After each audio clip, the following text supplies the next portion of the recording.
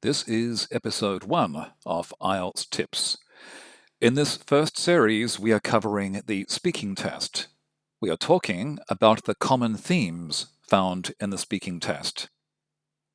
In IELTS, these themes are often called IELTS subject areas or IELTS topic areas. Today, we are going to study the IELTS subject area, childhood. Chai at the beginning, then ild, then hood. But in many ways, this could also be called growing up. In fact, in my IELTS Foundation course, I have made a 90-minute training session to talk more fluently about childhood and growing up. But here, right now, is an introduction to some common questions found in IELTS. Question number 1. Your favorite toy. Many people know about teddy bears and dolls, but what about some vocabulary so you can speak longer or tell a longer story? Both teddy bears and dolls have limbs, such as arms and legs. Wow! Barbie dolls have thin, long legs. Teddy bears have short, thick legs.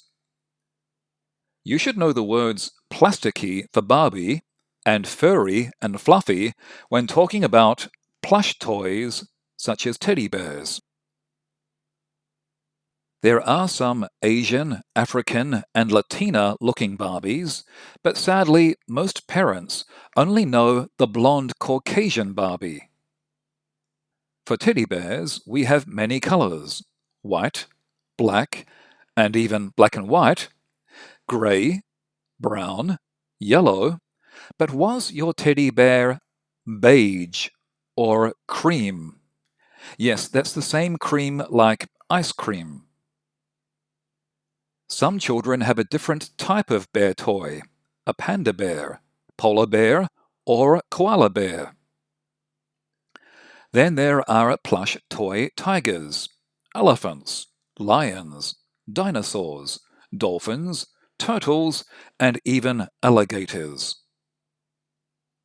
For children, dolls and teddy bears provide a sense of comfort, security. They help to settle children, especially at bedtime.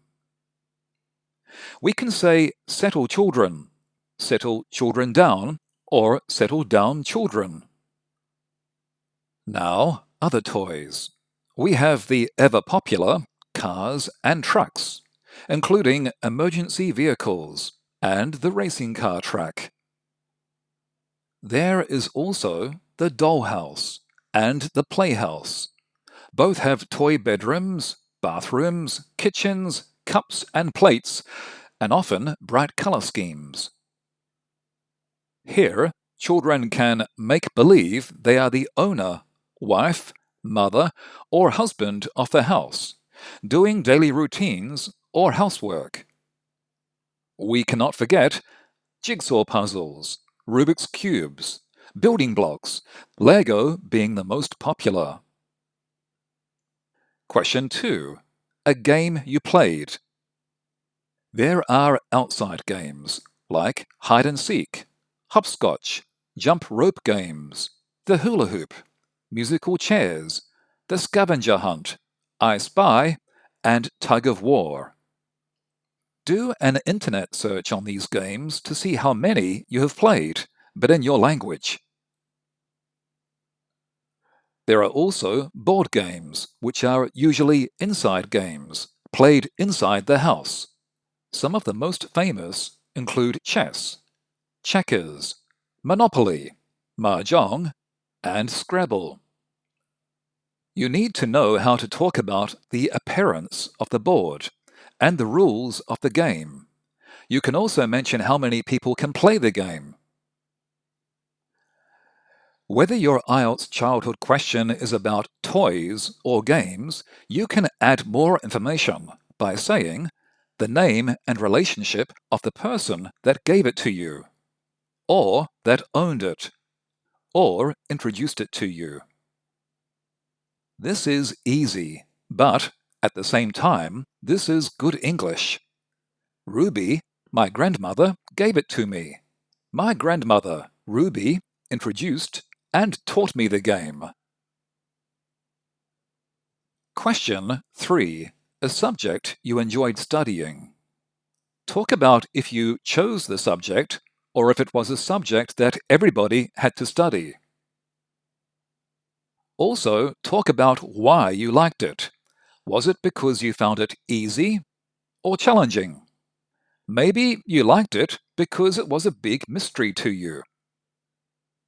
Maybe the teacher was very engaging, stimulating, encouraging, enthusiastic, and active.